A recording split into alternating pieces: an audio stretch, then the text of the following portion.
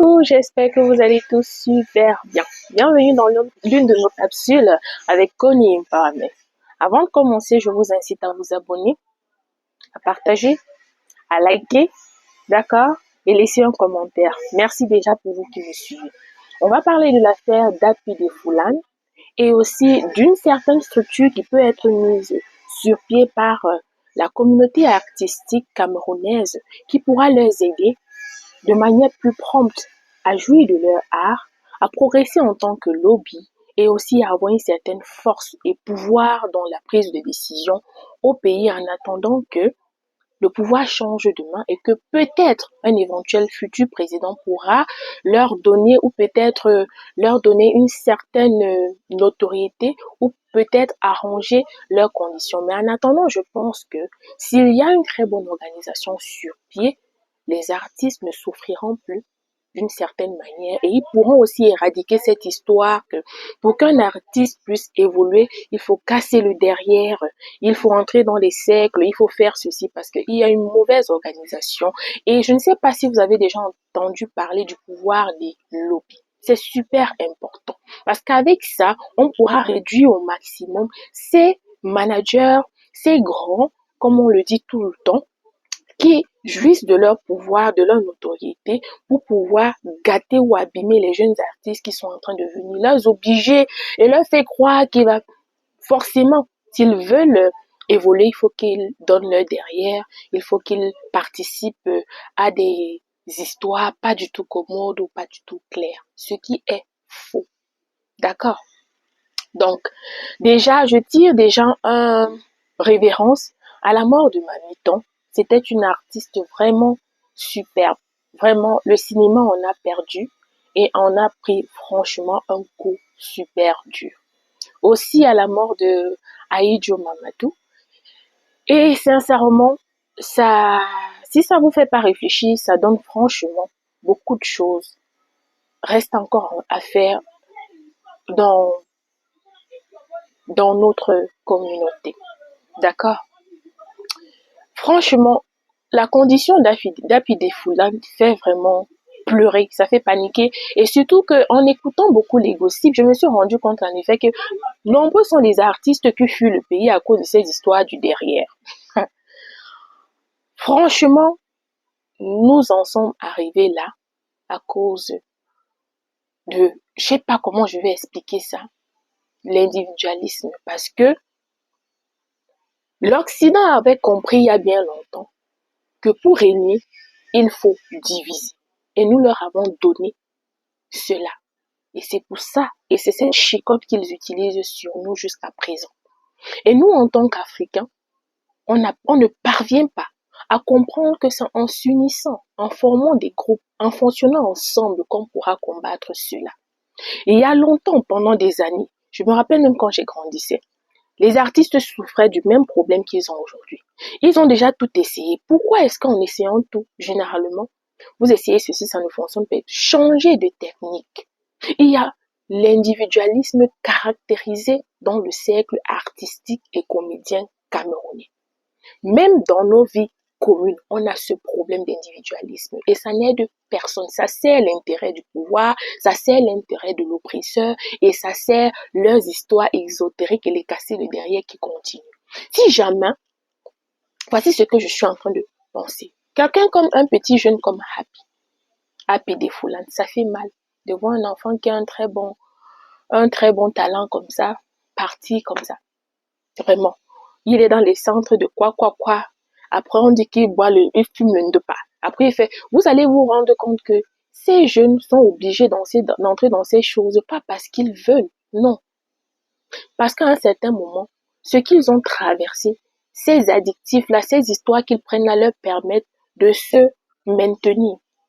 Vous savez ce que c'est de te lever si tu es un homme africain qui croit franchement que l'homme est homme et que le derrière est fait seulement pour aller aux toilettes et que tu te lèves un matin parce qu'on t'a invité quelque part et puis tu arrives, on te met sur un certain sédatif ou sur sur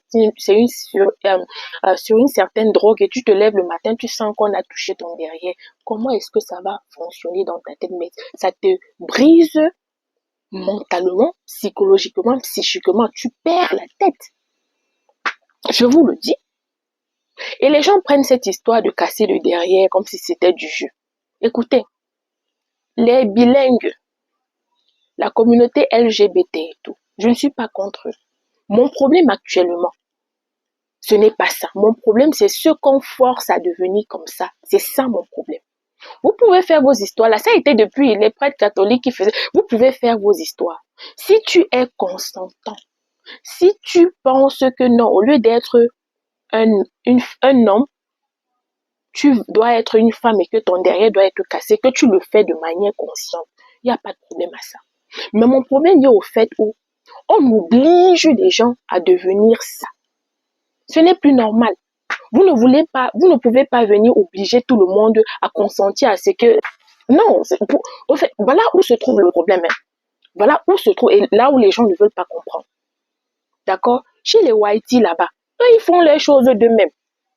Et je pense que chez nous au Cameroun, c'est une histoire de vengeance. Oui. C'est une histoire de vengeance. De dire que moi, on m'a rendu comme ça. Je ne voulais pas. Je crois que ce n'est pas comme ça qu'il doit. Mais comme on m'a fait ça, je vais faire aussi à l'autre. C'est une histoire de vengeance. C'est une histoire de haine. Mais le problème, c'est que les haines-là sont très mal dirigées. Dirigez vos haines pour dénoncer ceux qui vous ont fait ça et non pour pérenniser et continuer à casser au fur et à mesure. Parce que vous allez vous rendre compte que c'est une chaîne. Les grands sont ici, ils cassent ceci. Ceux-ci viennent, ils cassent ceci. Ceux-ci cassent. À un certain moment, je ne pense même plus que c'est encore une histoire d'argent. Parce que même quand on dit, quand tu veux le poste, tu as les diplômes, tu as les qualifications et tout, on te dit donne le derrière. Vous savez, le secret masculin, parce qu'en Afrique, les hommes sont nés étant des guerriers. D'accord? Et il y a un secret, justement là, au rectum là, quand on casse un homme, on retire ce pouvoir, cette puissance masculine en lui, il devient une femme. Et c'est fait de manière anodine par l'Occident parce qu'on veut efféminer tous les hommes guerriers qui étaient supposés être des guerriers africains qui pourront demain se lever et combattre. Vous croyez que c'est seulement une histoire? Que non, elle est mystique. Elle est plus mystique que vous ne pensez. Un homme qui a son derrière qui est cassé, il est dépourvu de la masculinité dans le sens propre du terme. Il est debout, il est un homme de manière physique, mais spirituellement, émotionnellement, il est dépourvu de la masculinité. Et ces enfants-là, qu'on détruit comme ça,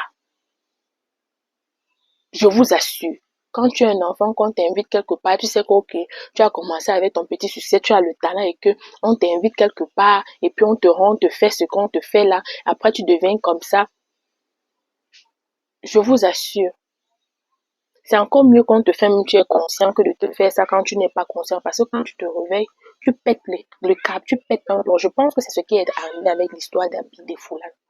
Et le seul moyen pour lui de se sentir normal, c'est quand il est sous ces histoires qu'il prenne là. Ça fait très mal.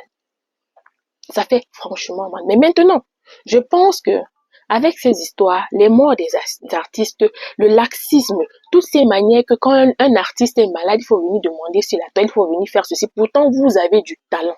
Il y a un manque d'organisation dans le milieu artistique camerounais. Et je pense que on en a tellement parlé que ça énerve à un certain moment. Vous êtes des adultes, trouvez le moyen de vous asseoir et vous organiser. Ce plan-ci peut aussi aider les gens même qui sont dans la diaspora. Écoutez, au Cameroun, on compte pas mal d'artistes. Il est inadmissible que tous nos artistes sont obligés de fuir le pays parce qu'ils ne veulent pas, en effet, faire partie de ces cercles-là où vous détruisez les talents des gens. Vous leur faites croire que ce qui leur donne le succès ou le talent, au fait, c'est ces histoires-là. C'est faux. C'est très faux. Ne croyez plus en ça. Et je dis aussi aux jeunes, vous adhérez à ces histoires-là justement parce que vous croyez à ce qu'on vous dit. Si Dieu vous a donné le talent, soyez patient. Arrêtez de vouloir courir. D'accord? On peut cacher, on dit souvent que on peut cacher le soleil, peu importe la durée de temps que cela prendra, le soleil finira toujours par apparaître. Ça veut dire quoi? Le talent qui est caché, nous voici aujourd'hui. Je me rappelle quand je suis allée entrer en studio pour la première fois pour enregistrer c'était mon son avec Iceman.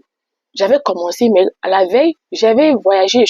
Peut-être 2 ou 3 jours avant, j'ai voyagé. Mais ça m'a empêché que je continue d'écrire. Un jour, vous allez voir que non, mon son est sorti. Pourquoi? Parce que j'ai compris qu'à un certain niveau, je ne pouvais pas. Et quand j'étais au lycée, notre chargé des affaires culturelles m'avait dit, ma fille, tu as du talent. C'est pas le jeu, mais le milieu là est gâté. Et tu es aussi très intelligente, tu es aussi intelligente à l'école. Fonce à l'école parce que ton papa ne vit plus. Et tu n'as personne dans ce milieu qui peut arrêter ta fonce dans ce milieu ou alors tu vends tes sons. Parce que tu portes beaucoup de choses que il ne faudrait pas qu'on te détruise ou qu'on te gâte. J'ai porté mes sons, je suis partie avec. C'est là jusqu'à présent. Et je sais que le moment viendra, je vais sortir ça. Je n'ai pas voulu vendre. Pour vous dire que la vie, c'est un choix aussi. Moi, mon problème, c'est au niveau où les enfants qu'on oblige à rentrer dans ces choses de manière inconsciente. C'est ça qui me fait mal. Maintenant, parlons de la structure. Ok. Paix à l'âme de Mamie, tant vraiment qu'elle repose en paix. Les gars, on a les provinces au Cameroun, Douala et Yaoundé. Je suppose que dans chaque province résident des artistes, qu'ils soient des comédiens et tout. Il va falloir déjà que vous vous organisez en termes de lobby. Parce que une chose est sûre, vous souffrez tellement comme ça parce que vous ne connaissez pas concentrer vos pouvoirs pour pouvoir le vendre. Vous avez un pouvoir énorme et super important. Concentrez-vous en lobby. Les artistes musiciens de Douala et par époque, vous pouvez ouvrir un groupe WhatsApp. Vous pouvez avoir une organisation où ceux de Douala sont ensemble, ceux de Yaoundé, ceux de ainsi de suite dans chaque province du pays. Quand vous vous organisez comme ceci, n'est-ce pas, à un certain moment, vous choisissez 1 ou 2 représentants. D'accord? Les comédiens de Douala, les musiciens aussi de Douala, vous vous organisez. Quand vous vous organisez, chaque ville doit avoir au moins 1 ou 2 représentants, ainsi de suite. Et vous devez communiquer ensemble. C'est pas parce que quelqu'un est musicien, vous êtes comédien, que vous êtes plus artiste que lui ou quoi, et vice versa. D'accord? Maintenant, vous pouvez faire ce que vous organisez des fonds. Vous ouvrez un compte bancaire où vous mettez des fonds à l'intérieur. Sachant que ça pourra souvent vous aider. Vous savez que peut-être de manière mensuelle, vous mettez un certain montant. Chacun le fait. Ces montants-là que vous pouvez faire, vous pouvez même vous organiser au point où vous ouvrez même votre label, une maison de production. D'accord? Vous pouvez faire ce que vous commencez maintenant à promouvoir les nouveaux artistes qui viennent. Et en formant tous ces lobbies-là, vous allez concentrer votre pouvoir. Quand on va dire il y a élection, d'accord? On dit que quel est le représentant, qui sont les représentants des voix des artistes ou des comédiens ou des musiciens de Douala. On voit les deux. Vous concentrez tout votre pouvoir comme ceci. D'accord. Après cela, qu'est-ce que vous allez faire? Vous pouvez sortir une chaîne Facebook ou YouTube parce que ça aussi, c'est quelque chose que quand c'est monétisé, vous tous, vous allez profiter de cela. Vous tous. D'accord? Vous monétisez la page. Tous les artistes, tous les comédiens, ils entrent dedans. Les artistes musiciens auront leur page Facebook et YouTube avant d'avoir leur page individuelle. Les artistes comédiens auront leur page Facebook où ils auront avant d'avoir leur page individuelle.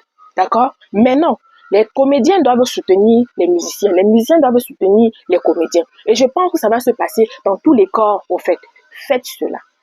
Quand vous allez voir que la poussée est déjà massive, vous monétisez la page. Les retombées qui sont là, vous vous organisez au point où il y a les chargés financiers, il y a le représentant, ainsi de suite. Et que les fonds soient gardés justement pour vous aider en cas au fait de maladie et comme ça. Avant que le public ne vienne contribuer, que vous avez déjà votre quelque chose ou votre quelques petits trucs ensemble.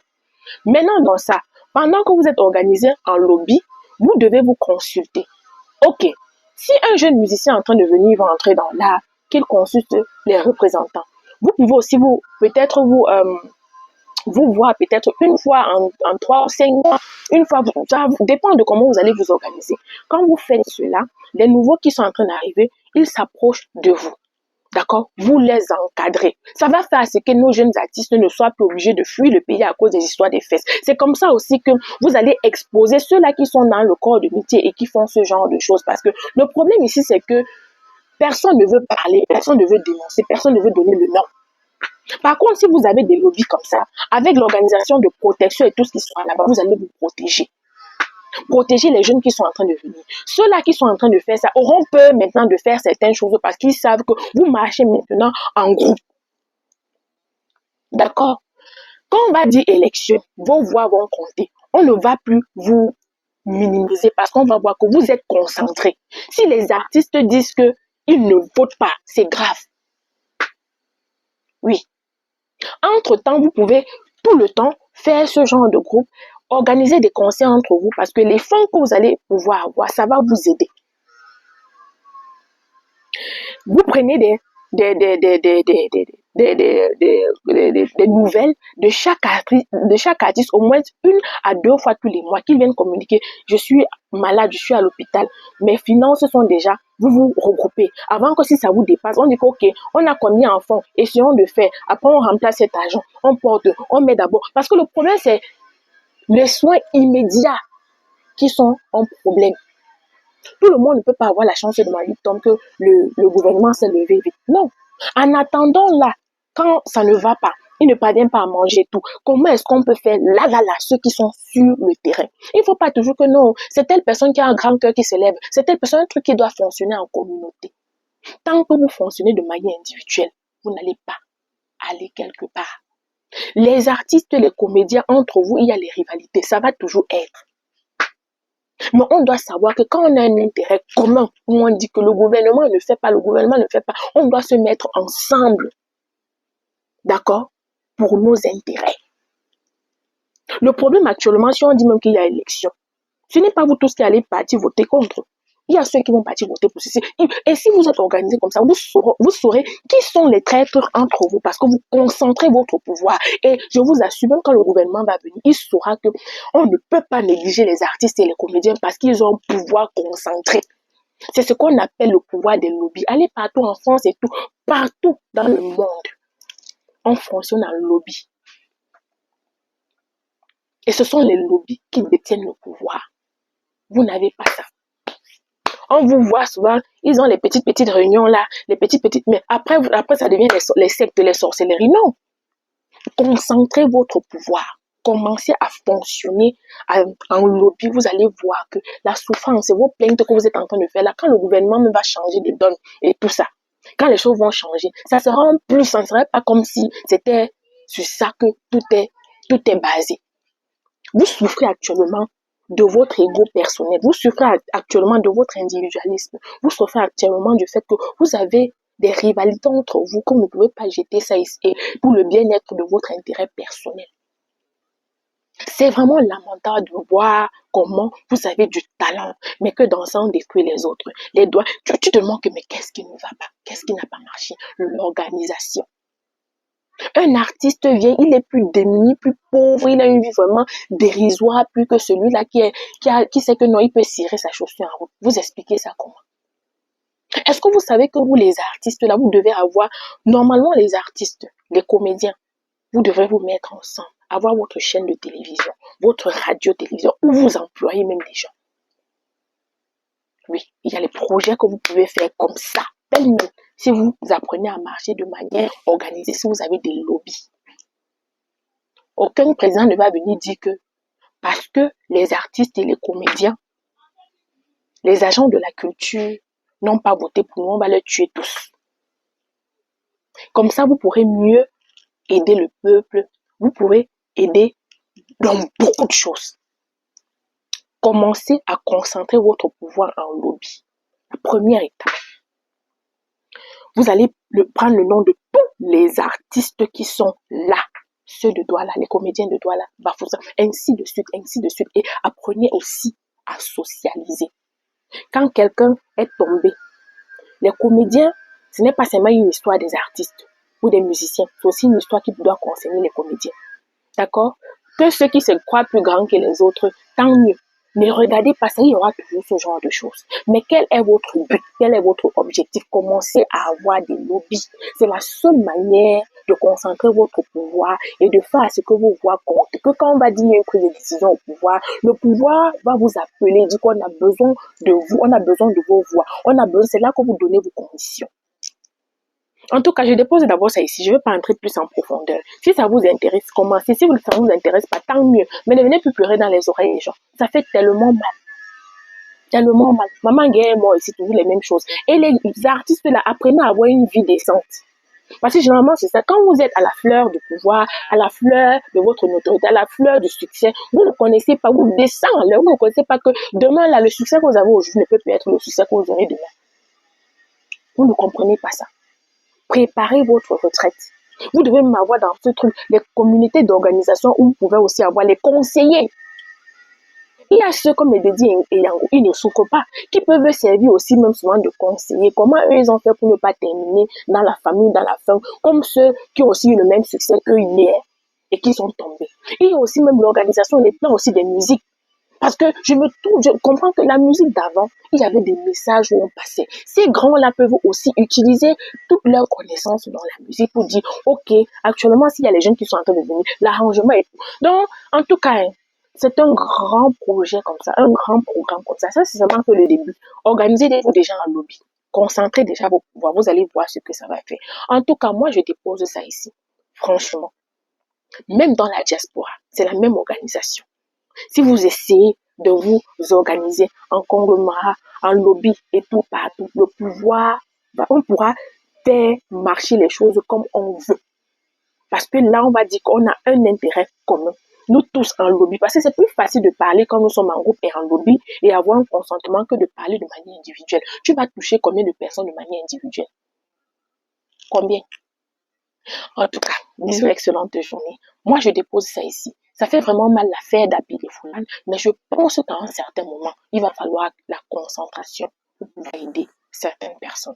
D'accord? C'est lamentable que j'ai suivi que la maman, on prend appui, on met devant, c'est une histoire d'escroquerie et tout, mais c'est ton enfant. La douleur que moi j'ai connue en enfantant, là, que je vais me lever, voir on va détruire mon enfant comme ça pour l'histoire de succès. En tout cas, nous ne sommes pas pareils. L'argent, le pouvoir de l'argent, si c'est quelque chose. Bisous, excellente journée à vous. À plus.